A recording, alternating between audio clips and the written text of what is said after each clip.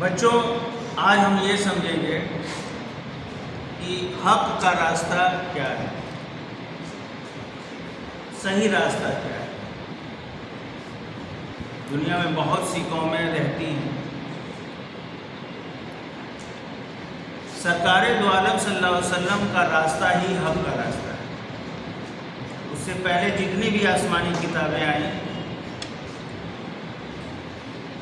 ان کتابوں میں یہی ذکر ملتا ہے کہ ایک آخری نبی آئے گا جس سے اللہ تعالیٰ اپنا مکمل قانون دے کر بھیجے گا، جس کے بعد کوئی نبی نہیں ہے، کوئی پیغمبر نہیں ہے، کوئی میسنجر نہیں ہے دنیا میں۔ اور جب سرکار دو عالم صلی اللہ علیہ وسلم تشریف لائے دنیا میں، تو اللہ تعالیٰ نے انہیں ایک آخری کتاب دی جسے کہتے ہیں دا قرآن۔ کیا کہتے ہیں؟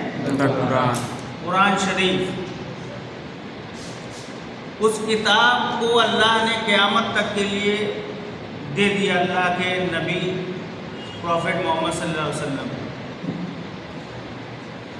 اور اس کتاب کے مطابق آپ نے اپنی زندگی بھی گزاری دنیا میں، دکھائی بھی، پھر صحابہ نے نقل کیا، پھر تبع تابعین، مجتہدین، بزرگان دین، اللہ کے ولی، مسلم قوم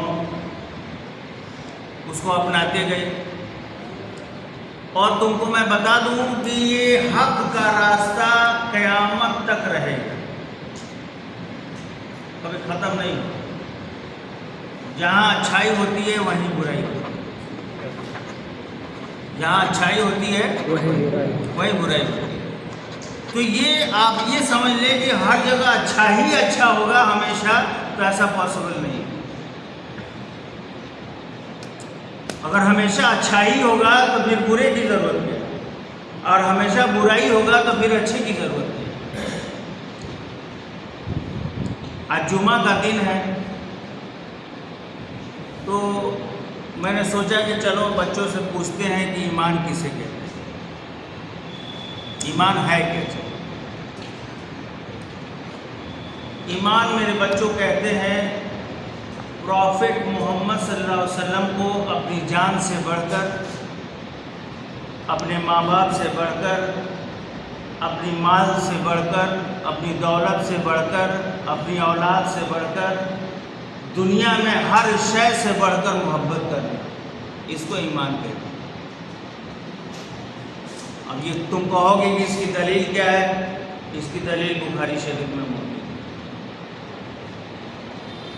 بہت سی حدیثیں جس میں یہ فرمایا گیا کہ ایمان حضور سرور کائنات دونوں عالم کے مختار حضرت محمد مصطفیٰ صلی اللہ تعالیٰ علیہ وآلہ وسلم سے اپنی جان سے بھی زیادہ، اپنی مال سے بھی زیادہ، اپنے ہر چیز سے بھی زیادہ، بیوی بچوں سے بھی زیادہ عشق کرنے کا نام ہی ایمان ہے۔ اور ہم کیا کرتے ہیں؟ اب دیکھو، نماز جو سب سے بڑی عبادت ہے ہماری،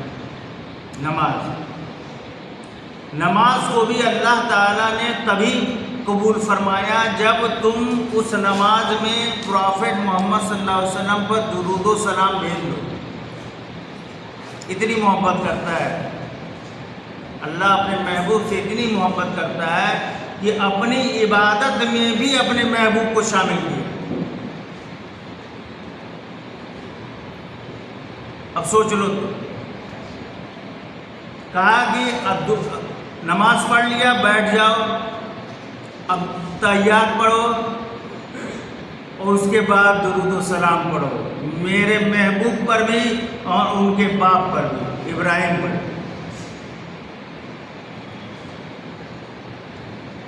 تب میں اب تمہاری نماز قبول کروں گا۔ میری ثنا کر لیا تم نے، قرآن کی آیتیں پڑھ لی، سورتیں پڑھ لی، زبان پاک ہو گئی، اب میرے محبوب پر درود پڑھو۔ اب نماز تمہاری